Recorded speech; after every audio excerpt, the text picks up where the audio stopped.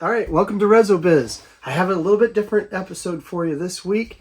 No guitars to show you or work on, although you'll probably see a Resonator guitar. I started to say Byrl guitar. That's probably will be seen in this video too, but that's not the focal point. The focal point is this. Why do we play a Resonator guitar? What inspired us? Is a Resonator guitar a good first instrument? I'd like to answer some of those things. And I personally think that it would be a great first instrument. And I'd like to talk to somebody. I'd do an interview with somebody who also thinks it would be a great first instrument, or at least a good instrument to add to what you already play. So without any further ado, let's go talk to Rob Ickes. Hi, I'm Byrl with Byrl Guitars, and this is Reso Biz, where everything is greater with a resonator.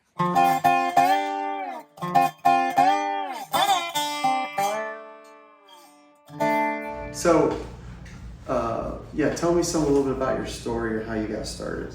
When I think I just turned 13, and I was really getting the itch to play something, but I didn't know what. And we were driving home from the first bluegrass festival I went to in Grass Valley, California.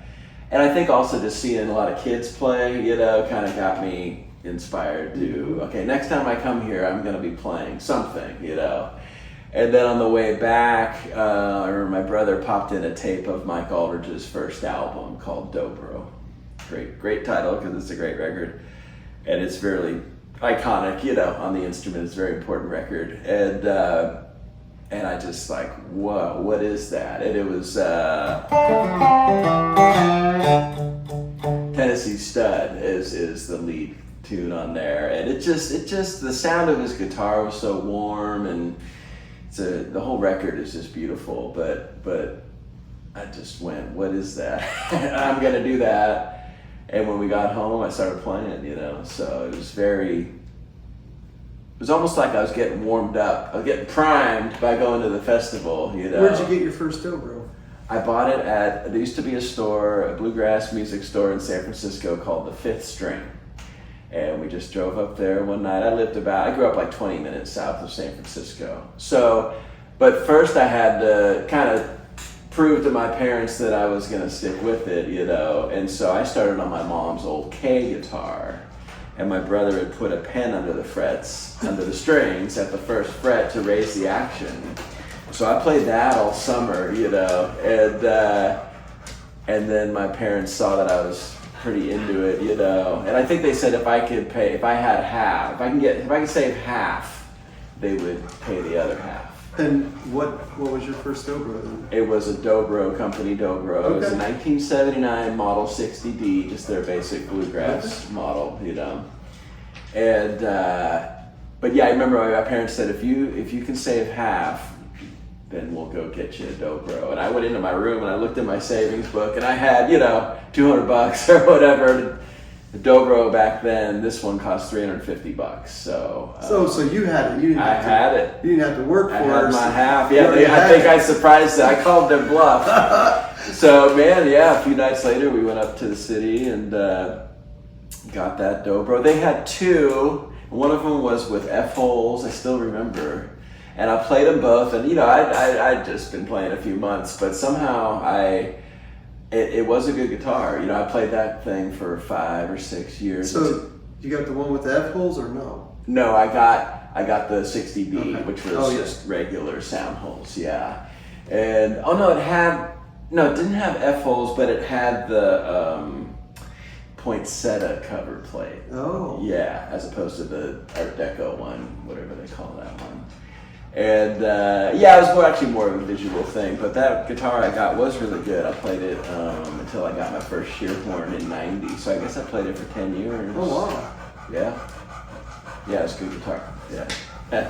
So if somebody was looking to, let's just say they're looking for a first instrument, what do you think of dobro being a first instrument? Well, I think it's great, and that's a good question, because when I first started, everybody told me learn some guitar first, so you learn some chords and stuff, and I was like, I don't want to play guitar, I want to play dobro. So I think you should play what you're excited about, what you're passionate about, you know. And honestly, the left hand is so different on the dobro, obviously, you know, with the slide, that it doesn't translate well to the other instruments, and the other instruments don't translate well as far as the left hand technique, obviously, you know. And also, playing a guitar, you feel that fretboard, and it's easier to look at other things and play it. With a dobro, it seems like you got to stay focused on that fretboard. So, I do anyway. Most of us do. But I was going to say, I think it's an advantage to kind of start on the dobro, because holding this bar is all I've ever known. Like, I didn't have to go change from this to this, you know, as far as left hand technique. So it's almost like it's all I've ever known, so it makes sense to me. But if you're coming at it, you know, from another instrument, maybe not as much at first, you know. But it's just funny, whatever you get used to, it makes sense, you know. But yeah. So, but when you learned the dobro, it was your first instrument. Did it hinder you from being able to play with other music with other people? No, I mean, it's interesting because I was lucky because my family played, and my grandparents had a jam session every Thursday night, you know, and then my grandpa played fiddle, my grandma played piano and accordion, a lot of fiddle players and guitar players at this jam. And so I was immersed in all these. I had been listening to these fiddle tunes since I was a baby, you know, because that music was a very important part of my family, especially my mom's parents, you know. Every time we got together, you'd hear these fiddles and guitars come out. So it was great because I started learning fiddle tunes, you know, and I had to pick out the melody myself because most people don't play fiddle tunes on the dobro. You know, so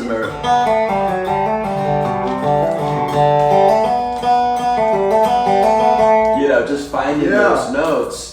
But also I would watch my mom play guitar, and I learned that, you know, G looks like this, C looks like this, D looks like this. So I would follow her chords, you know, and that would tell me where to play the chords. And that is one thing nice about dobro when you're first starting, is that the chords are all laid out there for you. You know, G is tuned to an open G, 5th fret is C, 7th fret is D. So even though I didn't know many melodies, I just started playing rhythm and chunking along and following my mom's fingers, you know, and going to these chord shapes. And the nice thing about dobro, whether it's your first instrument or a second, is that chordally it is kind of simple, that where you start out. Right. And you can just slide around, like if it's a D chord, you just slide around the fret and it sounds killer, you know. So, but it's funny, I think I've always stolen from other instruments, that it started early, you know, like I said, just watching my mom play guitar and like, okay, that's a D chord, where's it, you know, and sort of D7, you know, stealing these ideas from other instruments, which is a great tool, you know. Because it comes off a new instrument, even though the idea came from something else, it comes off a new instrument as something new. Big time. I mean, I would hear Tony Rice play these cool chords, you know, where he would play an F under a G bass, and I can do that same idea. And just so I play a little bit of guitar, but I don't play a lot of other instruments, but I feel like I know a lot about them from working with great players, you know, and you know, we talked about Andy Leftwich, and you know, the way he plays mandolin is a big influence on me, and the same with his fiddle playing, you know. It rubs off on you when you work with great players, you know. But I do like that. Like, I remember just going to the fret and sliding around, you know, which gets you pretty started, you know, thinking about improvising or playing over chord progressions. And so that is one of the nice things about dobro when you're first starting is you can just sort of like get going pretty quick, honestly, you know. And you think I think because the dobro, there's not as many, seems like dobro players as there is every other instrument. We're still a rare It breed. adds, do you think it adds kind of a spice or an interest well, when they show up with one? I have a distinct memory, you know, being a kid and going to these bluegrass festivals and wandering around all night and day looking for a good jam. And you're exactly right, because people were always happy to see me because they already had 3 banjos, 2 guitars, 3 mandolins. Yeah. It's like, whoa, okay, dobro, come in here, you know. And I also, because I was a kid, you know, people like it when kids play music. So it was all, but no, I was seriously like, people would say that, this is great, we don't have a dobro, come on in here. They would pull me in, you know. So it is definitely an advantage, and if you can play halfway well, they really love it. They'll let you stay more than one song. But it's such a vocal instrument. That's what people love about it. You know, you can just go.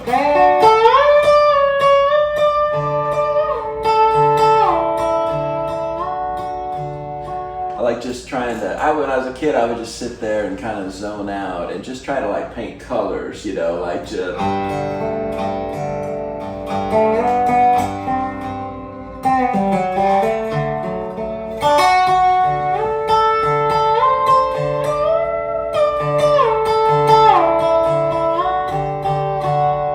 And just start to learn what colors there are, you know, and what mood to set, you know. And so I would just sit there and just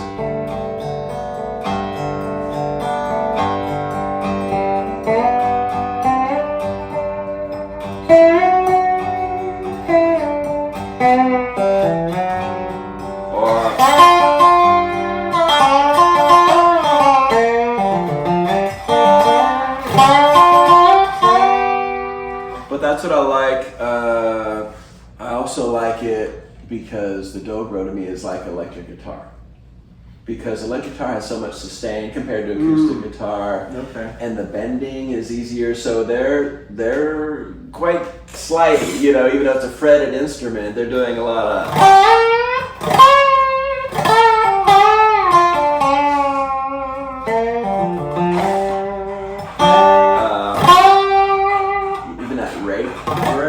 Comes from B.B. King, you know.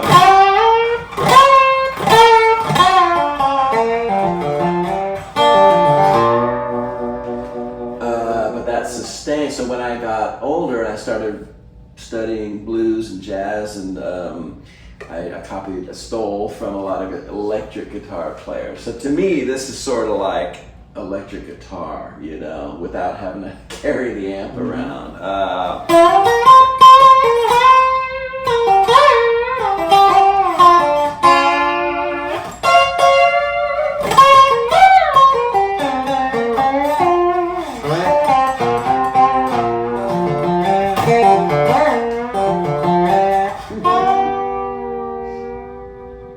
You know, these steal as much as you can. But yeah, to me it's a very vocal instrument, you know, the sustain. Yes, so like great, that. especially this guitar, the way you make them is. So somebody said, well, I want to play, but I don't know anybody that plays it. How am I going to learn it? So if I get one of these, maybe I know guitar players, I know men, but I don't know. Well, you know, player. unfortunately, you're on your own. But not so much these days. Not so much these days because there's more instructional material available. And, you know, I have a teaching website, bigmusictent.com. Right. And we've got a great community there, and it's just super fun. And that's what I love. These folks ask me for specific songs or how do I play over this key or this chord change, and so it's just a great way to share information, you know. So on that, do they have? You got it broke up where if you're just a very beginner, there's lessons there. Yeah. All the way. Obviously, you can do advanced. Probably hundreds of hours at this point. All kinds of different topics, from just beginning to people play professionally, you know, and jazz, blues, bluegrass, gospel, you know, whatever. It's sky's the limit, you know. So if they're listening to this recording and they want to find it, where would they go on the internet? BigMusicTent.com. Yeah, just Google that or Google me and you'll find it.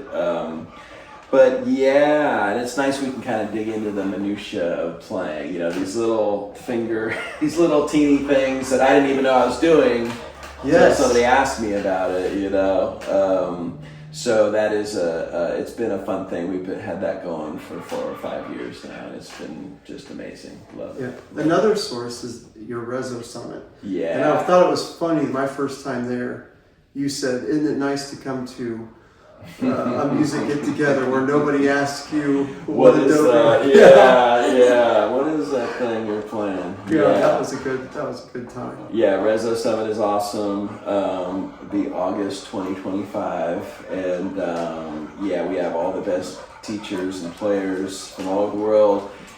And we get about 100. We limit it to about 100 people from all over the world. We get people from New Zealand, Sweden, Denmark, just all over the place. And it's same thing, just a great community. You know, you don't ever get 100 dobro players together. It's got to be the only place in the world that happens. So it's pretty special. It is. It's like a family reunion at this point. Yeah.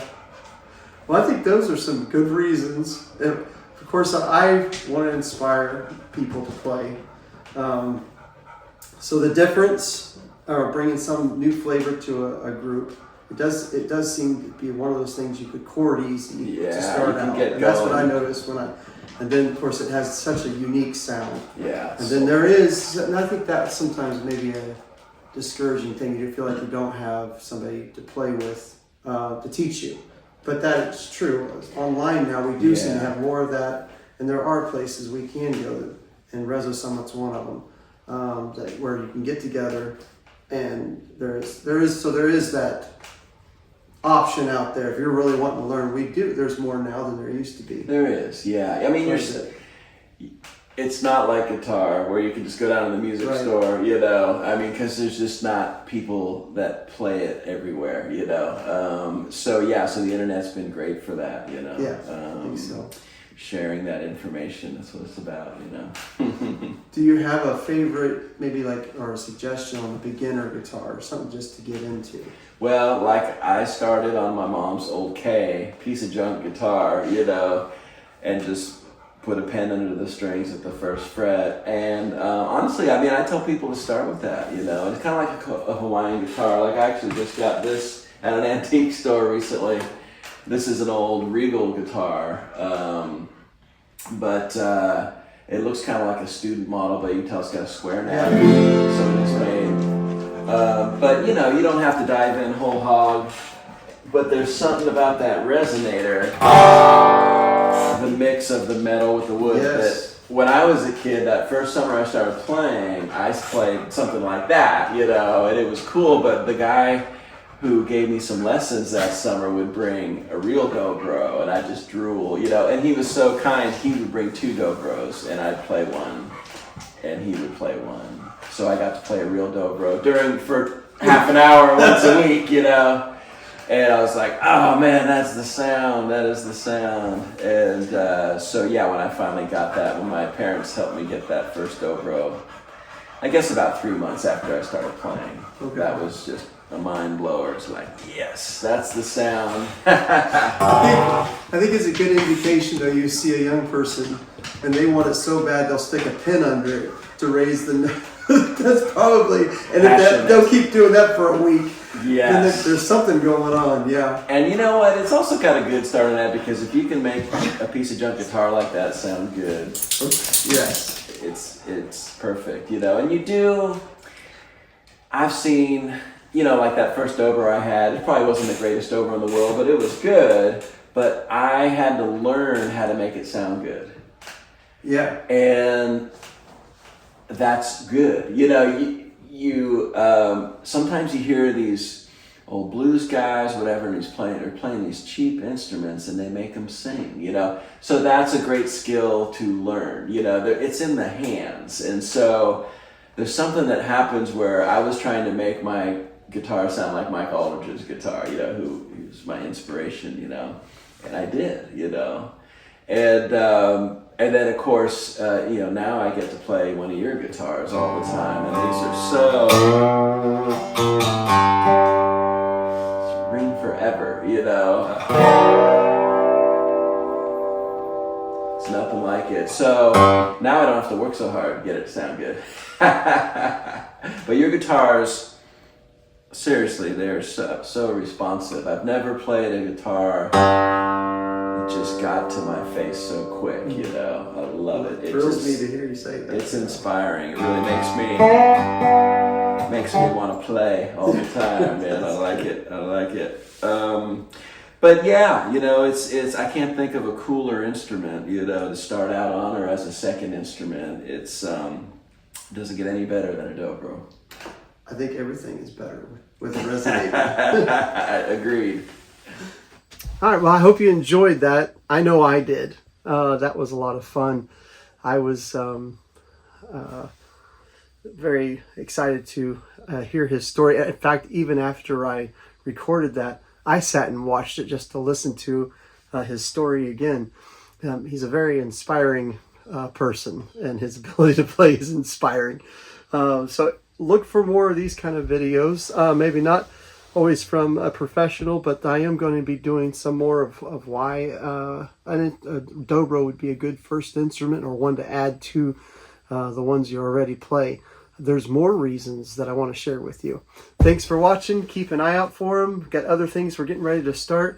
And I'd like to say next week, but honestly, life's crazy and I never really know for sure what I'm doing for sure the next week. But keep an eye out for it. If you haven't hit the like button, I'd appreciate it if you do that. And if you hit the subscribe button, there should be a notification when I put a new video out so you'll know.